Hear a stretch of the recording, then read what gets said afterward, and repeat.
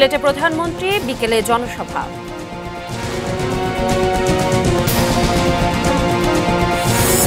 জনগণ আওয়ামী লীগের সঙ্গে নেই, মির্জা ফখরুল।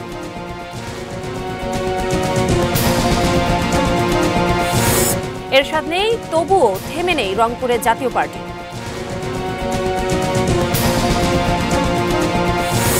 বাংলাদেশ ওয়েস্ট ইন্ডিজ অঘোষিত ফাইনাল আজ।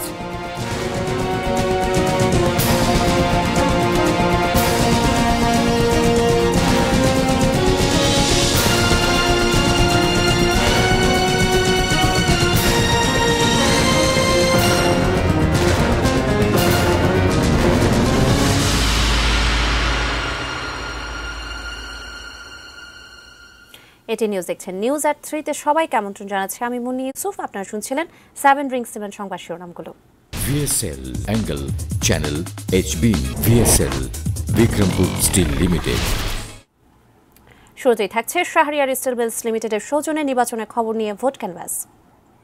সামনে নির্বাচন, ভোট ভোট ভোট আসছে সংসদ নির্বাচন, জানান আপনার পছন্দ।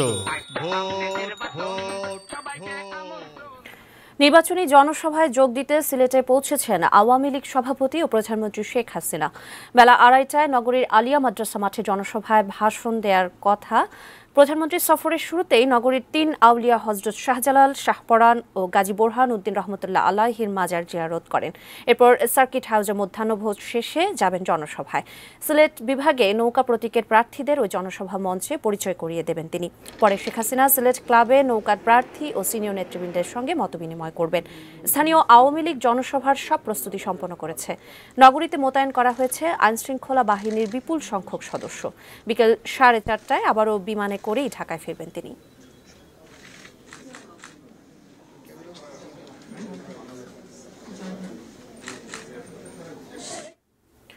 নির্বাচন কমিশনে অভিযোগ জানানোর দিকে ইঙ্গিত করে আওয়ামী লীগ সাধারণ সম্পাদক ওবায়দুল কাদের বলেছেন, বিএনপি একটি নালিশ পার্টিতে পরিণত হয়েছে। দুপুরে নোয়াখালীর কবিরহাট উপজেলার ধানশালিক ইউনিয়নের জনতা বাজার সরকারি প্রাথমিক বিদ্যালয় মাঠে এক নারী সমাবেশে তিনি এই কথা বলেন।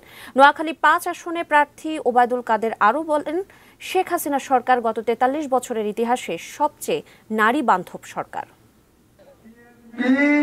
এখন সম্বল হলো বিদেশিদের কাছে নালিশ।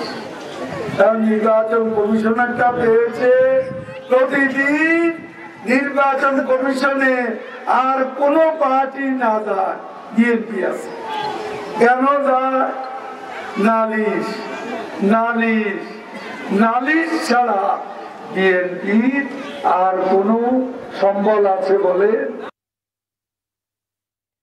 জনগণ আওয়ামী লীগের সঙ্গে নেই, এখন তাদের সঙ্গী পুলিশ, বিচার বিভাগ ও প্রশাসন। বিএনপির মহাসচিব মির্জা ফখরুল ইসলাম আলমগীর এমন মন্তব্য করেছেন। দুপুরে নীলফামারীর সৈয়দপুরের রেলওয়ে অফিসার্স ক্লাব মাঠে এক জনসভায় তিনি আরও বলেন, আইনশৃঙ্খলা বাহিনীকে এমনভাবে ব্যবহার করা হচ্ছে যেন তারা সরকার নয়, আওয়ামী লীগের চাকরি করে। প্রজাতন্ত্রের কর্মচারী হিসেবে নিরপেক্ষভাবে আইনশৃঙ্খলা বাহিনীকে কাজ করার আহ্বান জানান। বর্তমান নির্বাচন কমিশনের অধীনে সুষ্ঠু নির্বাচন সম্ভব নয় উল্লেখ করে তিনি আরও বলেন, শত প্রতিকূলতার মধ্যেও বিএনপি নির্বাচনে অংশ নিচ্ছে কেবল গণতন্ত্র রক্ষা ও খালেদা জিয়ার মুক্তির জন্য। মনে হয় যে আইন শৃঙ্খলা রক্ষাকারী বাহিনী এমন ভাবে ব্যবহার করছে যে মনে হয় যে আইন শৃঙ্খলা রক্ষাকারী বাহিনী তারা আওয়ামী লীগের চাকরি করে। ভয় পাবেন না, ভয় করবেন না, আপনার অধিকার আপনি আদায় করে নিন। 30 ডিসেম্বর আপনারা ভোট কেন্দ্রে যাবেন, সকাল সকাল ভোট কেন্দ্রে গিয়ে আপনাদের পছন্দের প্রার্থীকে ভোট দেবেন, আর ভোট শেষে ভোট গণনা করে বাড়ি ফিরবেন। HM এরশাদ রাজনীতির মাঠে আছেন, আবার নেই। এবার রংপুর 3 থেকে নির্বাচন করছেন সাবেক রাষ্ট্রপতি। তার নির্বাচনী এলাকার খোঁজ জানবো সাদাত হাবিবি সেতুর রিপোর্টে।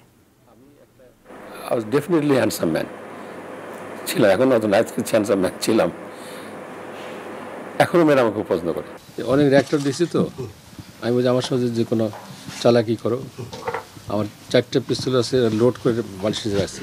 I will commit suicide before changement. আমি সুইসাইড করবো যদি আমাকে অ্যারেস্ট করে। কথাটা সত্য নয়, আমি অ্যারেস্ট বহুবার হয়েছি, আরও হতে পারি। হয়তো র্যাব আমাকে তুলে নিয়ে যাবে। নির্বাচন মানেই এরশাদের দোটানা অবস্থান, যা বরাবরই খোরাক জুগিয়েছে দেশের মানুষের নিরেট রাজনৈতিক বিনোদন হিসেবে। 2014 নির্বাচনের আগে সাবেক রাষ্ট্রপতি ভর্তি ছিলেন সিএমএইচে। হাসপাতাল থেকে ফিরেই হন প্রধানমন্ত্রীর বিশেষ দূত। এবার রক্তে হিমোগ্লোবিনের অভাব নিয়ে আছেন সিঙ্গাপুরে। যদিও রংপুর 3 আসনে নির্বাচনী প্রচারণা ঠিকই চলছে। রংপুর সদর উপজেলা আর সিটি কর্পোরেশন মিলিয়ে এই আসনে মোট ভোটার 4,40,673 জন। সশরীরে এরশাদের মাঠে থাকা কিংবা না থাকা কি খুব বড় ফ্যাক্টর? রংপুরে ওনার অবস্থানটা এত সুসংগত, এত ভালো যে ওখানে উনি না আসলেও মানুষ জানেন যে উনি চিকিৎসাধীন আছেন।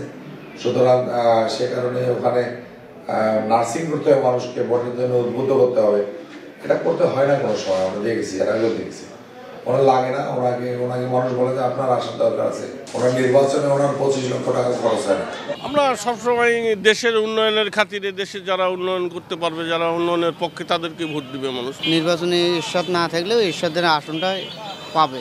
এলাকার জনগণকে ভালোবাসবেন, উন্নয়নের জন্য চেষ্টা করবেন, এটি আমার প্রত্যাশা। 1991 পর 2001-এ একবারই এই আসনটিতে লাঙ্গলের বিপরীতে 50,000-এর বেশি ভোট পায় বিএনপি। সেবার অবশ্য লাঙ্গলের হয়ে জিএম কাদের ছিলেন মাঠে।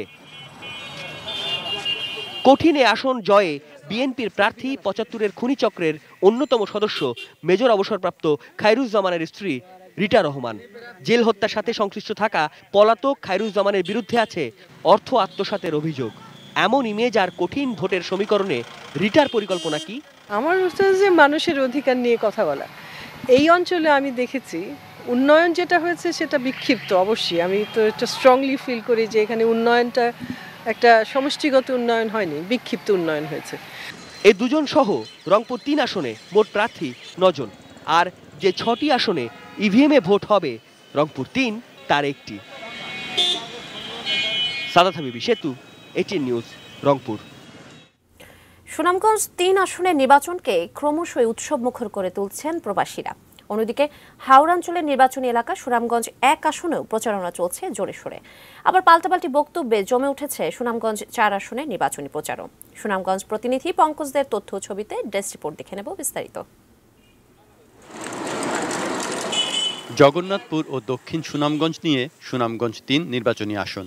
ভোটার 2,92,471 জন।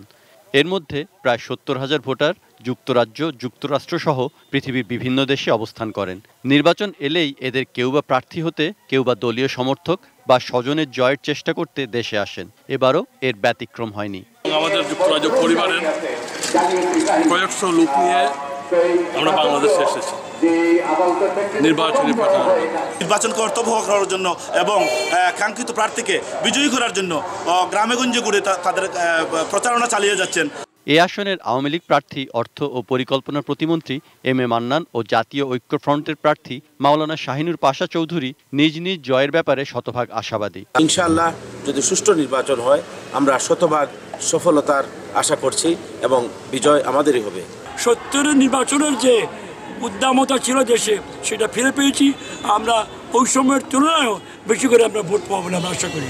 হাওর বাওরের নির্বাচনী এলাকা সুনামগঞ্জ 1 আসনে 3,99,159 জন ভোটার, যাকে ভোট দিলে অকাল বন্যার কবল থেকে ফসল রক্ষা, প্রাকৃতিক সম্পদের সুরক্ষা সহ হাওর অঞ্চলের উন্নয়ন হবে, তার পক্ষেই অবস্থান নেবেন তারা। হাওরের জনগণকে নিয়ে চিন্তা ভাবনা করবে, তারা সংসদে কথা বলবে, আমরা এবার তাদেরকে ভোট দিব। এই পর্যটন খাতে যারা উন্নয়নের ছোঁয়া লাগাবে তাদেরকে আমরা আগামী দিনে নির্বাচিত করব। প্রার্থীরাও প্রতিশ্রুতির ফুলঝুরি নিয়ে চষে বেড়াচ্ছেন ভোটের মাঠ। মানুষ অক্তির আগ্রহ ব্যক্ত করছে নৌকার প্রতীকে ভোট দেওয়ার জন্য। আমরা শতভাগ ইনশাল্লাহ আশাবাদী, নৌকার বিজয় নিশ্চিত। আমরা একটা নিরপেক্ষ নির্বাচন চাই, শুধু নিরপেক্ষ আর কিছু হইলে অসুবিধা নাই। 10%, 15% অনিরপেক্ষ হইল আমরা হাজার হাজার লাখ লাখ করে বিজয় লাভ করব। নির্বাচনী প্রচারণা জমে উঠেছে সদর উত্তর বিশ্বম্ভরপুর নিয়ে সুনামগঞ্জ 4 আসন। 7 জন প্রার্থী প্রতিদ্বন্দ্বিতা করলেও পুরো এলাকা ছেয়ে গেছে বিএনপি ও মহাজোট সমর্থক জাপা প্রার্থীর পোস্টারে। চোখে পড়ার মতো গণসংযোগও করছেন এরাই। আমার ভালোবাসা নয়, ধানের প্রতি মানুষের ভালোবাসা, জিয়ার প্রতি যে মানুষের ভালোবাসা, সেই ভালোবাসারই বহিঃপ্রকাশ আমি দেখতেছি। জাতীয় পার্টি 14 দল সহ আমরা মহাজোটের সমস্ত নেতাকর্মীরা নির্বাচনী প্রচারণায় অংশ নিচ্ছেন এবং আমরা সবাই মিলেই এই বিজয়কে আমরা সুনিশ্চিত করব। Saikat Dasgupta, desk report, ATN news. এদিকে নির্বাচনী প্রচারণায় ব্যস্ত সময় পার করছেন মানিকগঞ্জের প্রার্থীরা। এই মুহূর্তে দর্শক সিঙ্গার থেকে সেখানকার নির্বাচনী খবর জানতে যুক্ত হচ্ছে আমাদের সহকর্মী মনিরুল ইসলাম মিন্টুর সঙ্গে। মিন্টু, মানিকগঞ্জে প্রার্থীরা কৌশলগত কি দিকটি বিবেচনা করছেন প্রচারণায়? আমি সকাল থেকে মানিকগঞ্জের 2 আসন সিঙ্গার, হরিরামপুর এবং মানিকগঞ্জ সদরের 3টি ইউনিয়ন নিয়ে গঠিত এই 2 আসনে সকাল থেকে বিভিন্ন এলাকা ঘুরেছি। এই এলাকাটি মূলত কৃষি প্রধান এলাকা এবং বড় একটি অংশ তারা বিদেশে থাকেন। এখানে আসলে প্রধান সমস্যা হিসেবে যারা বলছেন যে নদী ভাঙনটি, তাদের আসলে পদ্মার যে ভাঙন, সেই ভাঙনটি তাদের একটা প্রধান সমস্যা। গত 5 বছরে এই এলাকা বিভিন্ন বিষয়ে উন্নয়ন হয়েছে। আমরা এর আগের সংবাদগুলোতে এখানকার আওয়ামী লীগের প্রার্থী মমতাজ বেগমের সঙ্গে সরাসরি যুক্ত হয়েছিলেন। তিনি যেটা বলেছিলেন যে তিনি এখানে শহরে গ্রাম গড়তে চান এবং গ্যাস আনতে চান, এরকম বিভিন্ন প্রতিশ্রুতির কথা তিনি দিয়েছেন। এবং এই যে আসনটি, এই আসনটি কোনো সময় জাতীয় পার্টি, কোনো সময় বিএনপি, আবার কোনো সময় আওয়ামী লীগের দখল এসেছে। এবং এবার আসলে কি হয় সেটি কিন্তু জানার জন্য অবশ্যই 30 তারিখে অপেক্ষা করতে হবে। আমরা রয়েছি বিএনপির প্রার্থী মইনুল ইসলাম খান শান্ত। আপনি এই নির্বাচনে আসলে কোনটাকে গুরুত্বপূর্ণ ইস্যু হিসেবে দেখছেন এবং কোন প্রতিশ্রুতি দিচ্ছেন?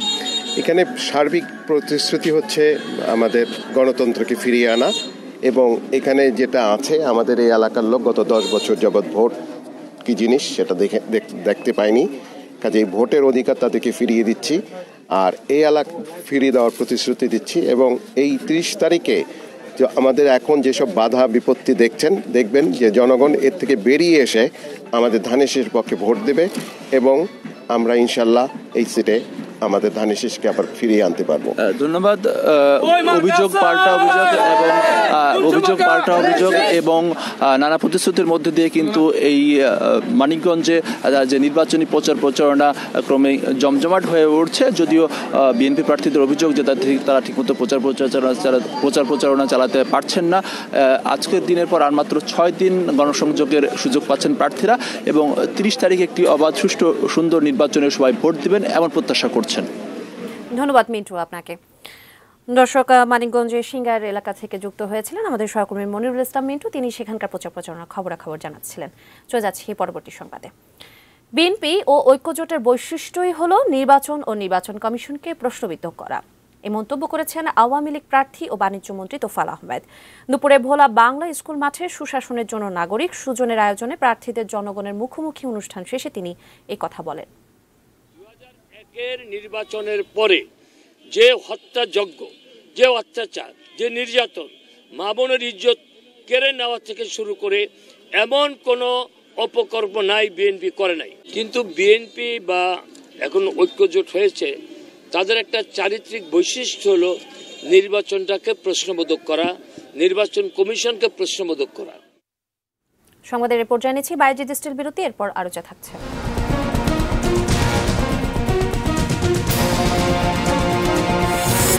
প্রয়াত চলচ্চিত্রকার আমজাদ হোসেনের প্রতি হাজারো মানুষের শ্রদ্ধা। নৌকায় ভোট চাওয়া সাতক্ষীরার সেই ওসি প্রত্যাহার।